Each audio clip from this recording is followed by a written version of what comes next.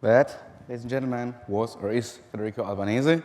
For those of you who don't know him already, this guy is 33 years old. He's born and raised in Italy. And in Italy, he learned already as a child, he learned a couple of instruments. And he even played, he just told me, he played in a stoner rock band back then. Imagine that. And like in 2007, I think, he founded a kind of a avant-garde duo, La Blanche. I don't speak any Italian. La Blanche Alchemy, you know, with Jessica and Audi. In Germany and in Italy, he did some soundtracks. For example, one for the documentary, the German one, Cinema Perverso, with Ben Becker, Uwe Boll, Jörg Buttgereit. And 2014, his first solo record came out. It was The Houseboat and the Moon. And now, like I think 2 weeks ago, The Blue Hour just came out. And with that one, I introduce you on stage with a warm welcome, Federico Albanese. Thank you.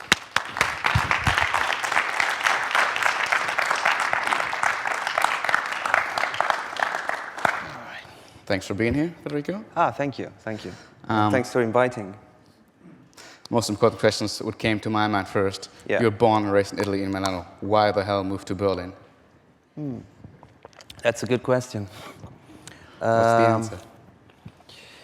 Well, I moved to Berlin, 4 years ago, beginning 2012. I was making music in Italy, and it wasn't working that well. I mean, Italy is a very good country for certain things, but maybe music, it was, I mean, at least 4 years ago, there was not really a scene of what I was doing, what kind of, what I wanted to do, at least in music. So Berlin was kind of an easy choice because I knew the city already because we were coming here, I mean, me and my girlfriend, we were coming here for spending here some weeks or some months, even in 2010, 11, and so we knew the city. And yeah, we just moved. I mean, I think I needed a change. And it worked out quite well. You found a label here, you put out your records. So there's no thinking about moving back one day, probably, is it? Not now, for sure. Okay. But you never know. Yeah. And now that your second record came out, for example, Deutschland Radio Kultur, they described you at something like, your sound, just like something like between Eno, Brian Eno, and Audi, Ludovico and Audi. So are you happy about such drawers, or do you like, oh, I don't like it? Well, it might suit, I mean, I think they're both incredibly, incredible, great artists, and they have a, their opera it's fabulous. So, I mean, I'm actually honored to be mentioned, in between these two guys, So yeah, for sure. Okay, and nobody ever asked you how you would describe your own music if you had to name a kind of label? Well, I am not a big fan of labeling music in general, and I mean, of course, sometimes it's necessary to actually label it somehow, and especially this kind of music, which is kind of in the middle of things, They say it's neoclassical music or modern classical music, contemporary classical music, which I think are all pretty okay, I think it's, I mean, it fits. But in general, we're always talking, I mean, it's always music, at the end, so. Yeah. And when I first listened to your record, The Blue Hour, I was really impressed. And I was thinking the same what you just said, that kind of music doesn't need any label. It just works and flashes you.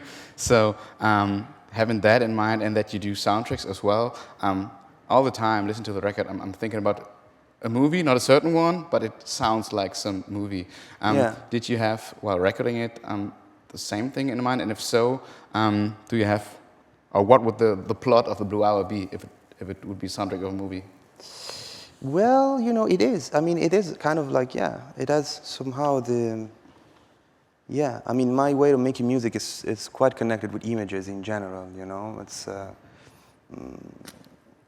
It's kind of like one of my first source of inspiration, I would say, in general, films or paintings or whatever. So it has, a strong visual connection, I have a visual connection with my music, So somehow, I don't know the plot exactly, because the blue hour, I mean, my idea of the blue hour, it's like not just the twilight moment between day and night, but also, you know, a middle world, I mean, a word in between in general, you know, so I'm not sure whether to, you know, where would I go if I would have to. But it would probably rather be a drama than a comedy, for example. Well, you never know. It can be a comedy too, you know. Like, yeah, talking about the Blue Hour, the name of it, the video which you saw, you described it something like the moment as vague or limbo, such words. Did you have any other certain images? You just talked about strong images in mind, because what you also say in the video is you have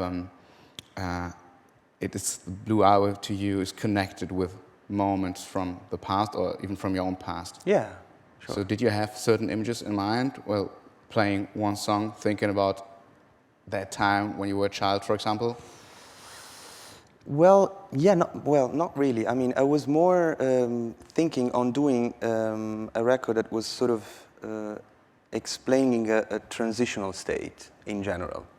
So, which can be, of course, between day and night, but between also two persons, or between yourself, or it can be also something, I don't know, like when you have to make a choice in your life and you don't know whether to go. That moment in which you actually, like, your sort of revelation moment, and that was my idea. Like that, I wanted to sort of put on music that particular moment, you know, of revelation, something you realize whether to go left or right, for example, right? And that idea came up while you were already writing or recording. Is that true?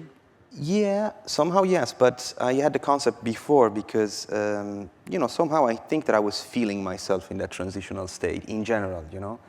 So I thought, so that was the starting point, you know, and then, I mean, then I chose the Blue Hour as a concept behind it because I think it's it's one of the strongest visual representation of this transition, you know, this idea of transition at least.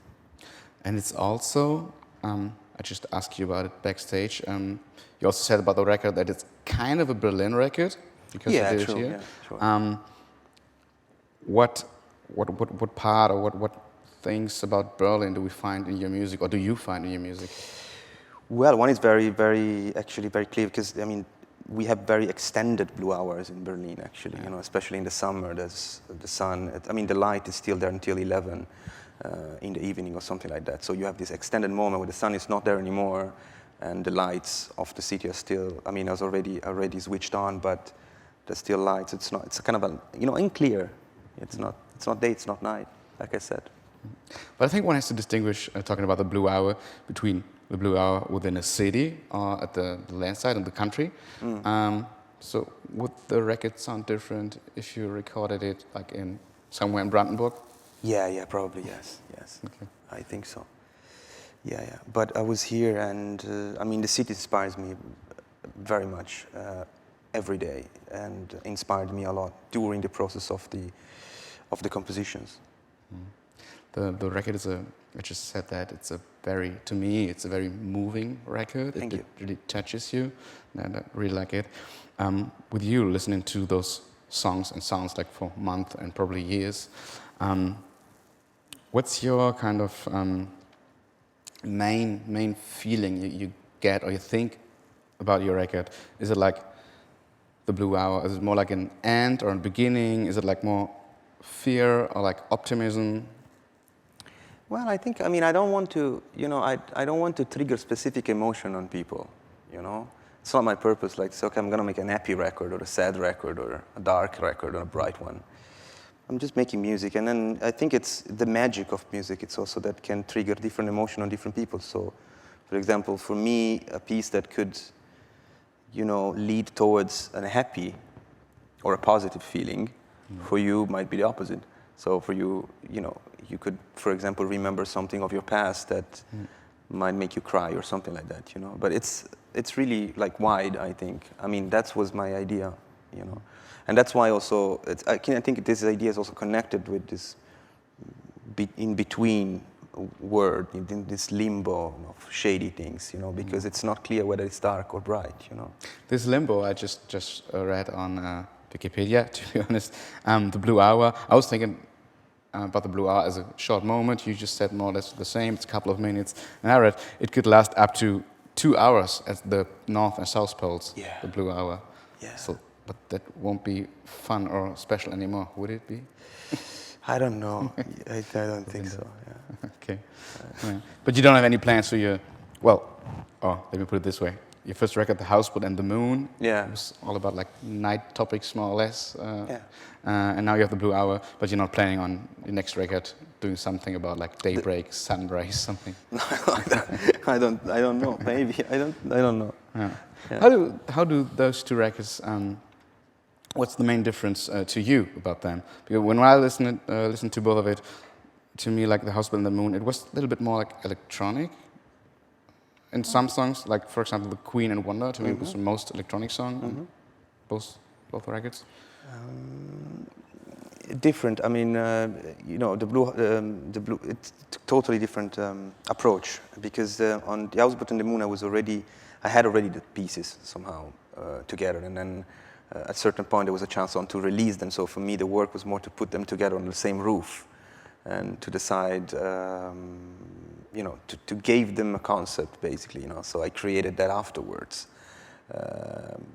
And really, that was like The Houseboat and the Moon was my debut album, and it includes a lot of emotion of my past, a lot of things of my life.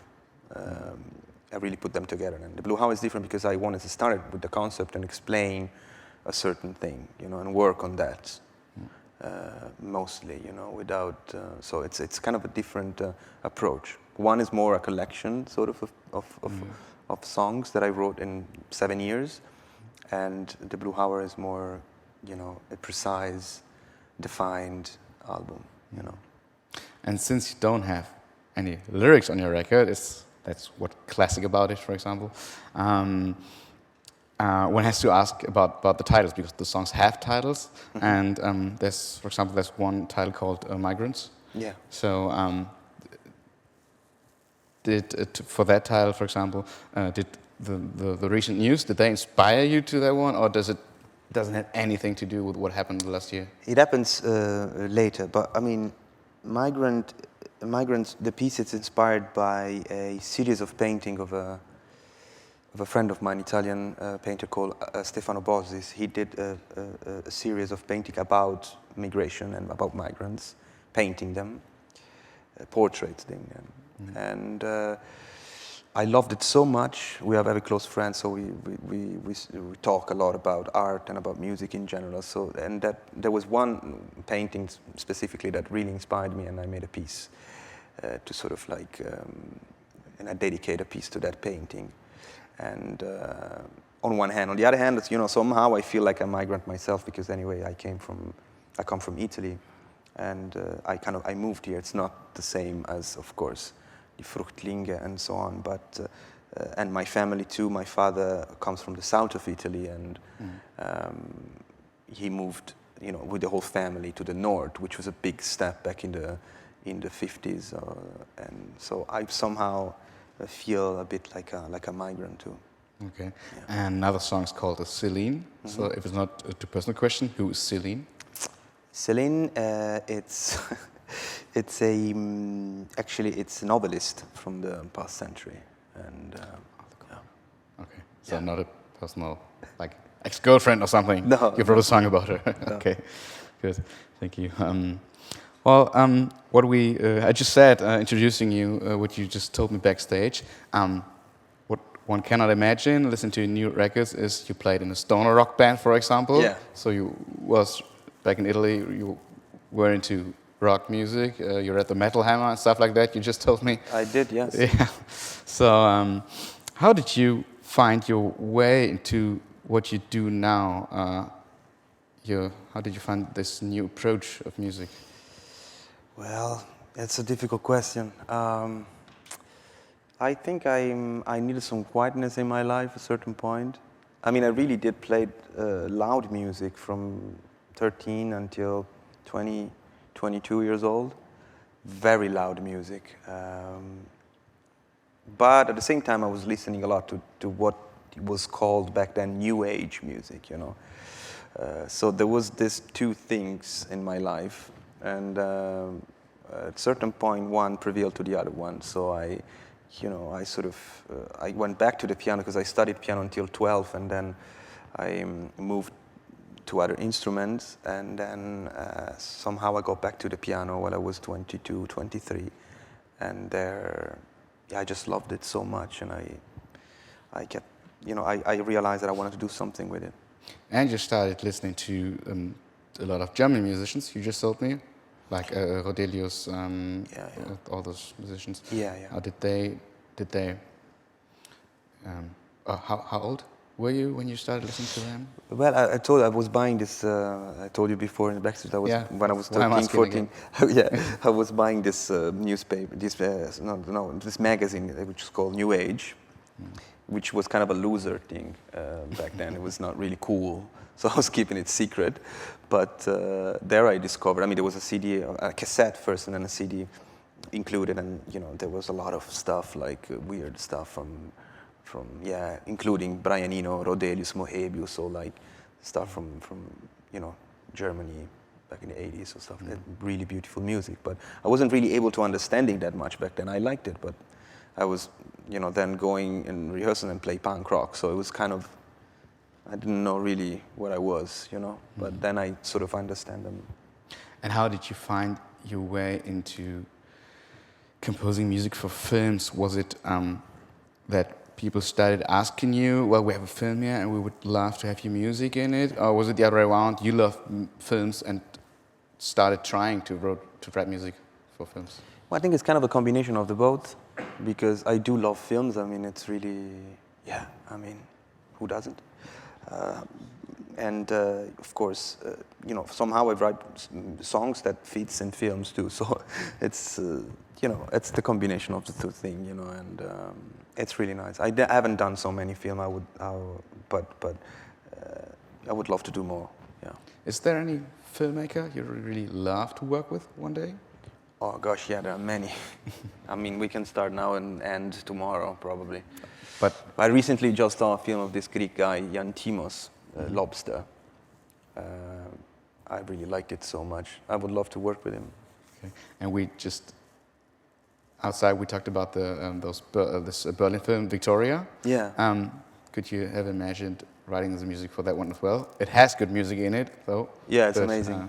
Yeah. Yeah, I think so. Yes, I don't know. Yeah, but I guess I could. I could do it. Yeah, sure. That was a great one too. And nowadays, what kind of pop records do you listen to, or do you still listen to old stoner music you played back then? Are you into pop as well? I'm asking you because your new record reminds me, or lets me think about a lot of more or less pop bands, like post-rock stuff like Sigur Rós, Mogwai, Radiohead. So that's why I'm asking, do you listen to them? Yeah, I do, yeah. I listen to everything, actually. I don't have any particular favorite genre or something like that. I listen to mainstream pop until very, very weird and underground stuff. So Any favorite records at the moment? At the moment, it's funny. I'm listening to the new Lana Del Rey album. I really like it. Oh, so. Okay. For example. And did you, moving here to Berlin, you said it was easy for you going here because you know the city already, you've been here before. Do you feel like being home now here? Did you find a kind of a scene, other musicians you're working with? Or are you mainly working on your own in your studio? Well, I do. I mainly work on my own, But I met a lot of musicians in Berlin and a lot of people who is here for the same reason as I am, So there is this kind of like power in the city, that everybody's moving here for the same reason somehow, to kind of like try to do something, And so I have I met a lot of musicians and a lot of people in the music scene, and there is actually a scene here going, and you can feel it In Italy, it wasn't like that, at least for me. But then Italy is, I mean, if you know, Italy is really like linked to a tradition of singer-songwriting, you know. So if you do that and if you follow that scene that is huge, is big, so you will have fortune there probably, but not for what I want to do. Okay. But you didn't meet people so far about who you were thinking, well, I need to work with them one day. Berlin still has a big electronic scene, for example. Yeah. That could sound interesting if you like doing something with Moderat, for example. Yeah, why not? No. See, I'm very open to collaboration and stuff like that. Yeah. Okay. Love to. What I also read about you is that you not only you're playing a lot of instruments, but you're also kind of developing your own ones. Is it true? No? Nope. And the internet just lied to me. Okay. My I mean, question would have been like, what kind of instrument you still want to I do invent, but since you don't. I think there's not really much to invent, but I do little things, but for my live performance, not really nothing special, I would say. Okay. Not worth to talk about. Okay, good, yeah. I think in March 13th, you're playing at the Volksbühne, Roten Salon. Yeah. How can one imagine, I haven't seen you playing live before, so how can I imagine that to happen? Do you have other musicians with you? Is it you on your own? It's me, it's just me, on my own. Like how do you put such a big record like Blue Hour on stage? Well, it's a little minimized, of course, not exactly the same, because I don't have a cellist with me now, but I will have it on the next tour probably. I put stuff on the piano, instrument, synthesizer, and samplers, and looper, and I do everything with the piano. So creating a whole environment of background sounds with it. Okay. Yeah. Well, I'm looking forward to that one, experiencing that, and what I'm also looking forward to is to open up the round for some questions from the audience. There's a question over. You just found. Hi, hello. Hi. I'm kind of curious. It's kind of a technical question. Of course, that's to record your album, you went to a professional studio, but I imagine that in your daily life, you record your ideas back home as well. Since this is an Apple event, I'm curious, do you use Logic? Do you use other sequencers? What do you use to record and develop your ideas in your daily life? Well, thank you for the question. I'm an analog guy. So I really do like old school stuff. So I actually record with tape machines. So, modern stuff, it's not really in my studio, So I pretty much use tapes and I mean, I start from that's the core. Then of course you can use a computer back in studio to put together the tracks, but my main thing is to try to give a certain warmth to the piano and to the other sounds. So I tend to use a tape all the time. Can I do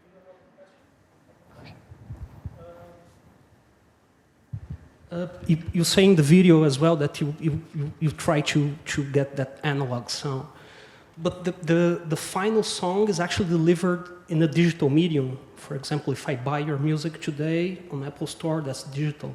Yeah. How do you deal with that? Well, it's actually pretty cool because, of course, it has to be digital nowadays also, not just on vinyl and CD. It has to be digital. But I'd say that, I mean, it's not because we are an Apple now, but it's really, really good quality stuff, It's actually very, very high quality digital sound that you actually can get through Apple Store. So I'm pretty satisfied, actually. It's really good. And do you have all your equipment packed into your flat, or you have your own studio rented here? I have a flat with the studio. Okay, yeah. Good. So you moved it all back from Milano here? Well, yeah, some stuff, yes, but I also improved it, in these 4 years. So a lot of things were new. I bought it here. And the longer you stay and live here, the harder it gets to move again because of all that stuff. Exactly. Okay, stay here. It's not the worst choice. So. And the piano, most of all, it's really big. And the piano, If you if you throw that out of the window and just use computers for that one, that'll be easier, but Exactly. don't do that. No. When you were younger, when you were a kid playing in those rock bands, did you have any idols back then you might want to share with us now? Idols. Well, yeah, lots of them. Yeah. For example? Queens of the Stone Age. Okay. I don't know, the punk rock scene in UK. Yeah. Now I can't really remember it so much, but there was a lot. Queens of the Stone Age is the first one who came And to now my you play mind. such different kind of music. It's not very probable that you playing festivals with them together, unfortunately, because they play rock festivals. And Well, you never know. Probably don't. Yeah. You never know. Maybe it might happen. That would be really good. I would I would love love to to. do that one. Yeah. Okay. More questions from the audience? You mentioned there was a certain type of energy in Berlin, a certain kind of feeling to living here. In what way exactly did it influence the blue hour? You mentioned that the blue hour here can be quite long in the summer months. But in what other way did the feeling of the city influence your album? Well,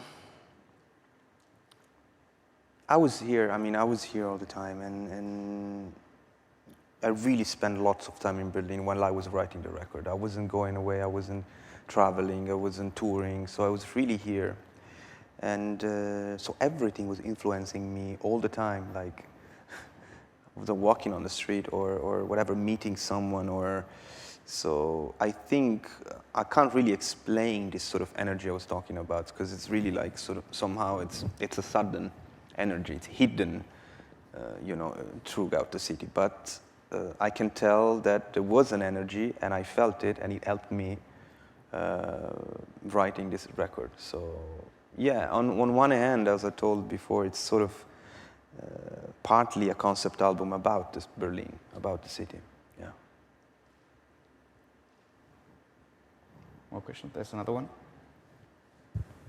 Your record just came out. Are there any plans for future projects? Oh yes. I hope to do another album and another one and another one and another one. And then another one again. And another one, probably. Probably, After yes. that one. Yes. Okay. Good. Then I would stop. But Someday. Well, if there are no more questions, I thank you very much for being here. thank you for inviting me. Sharing really. your music with us, for talking about your music with us. Thank you.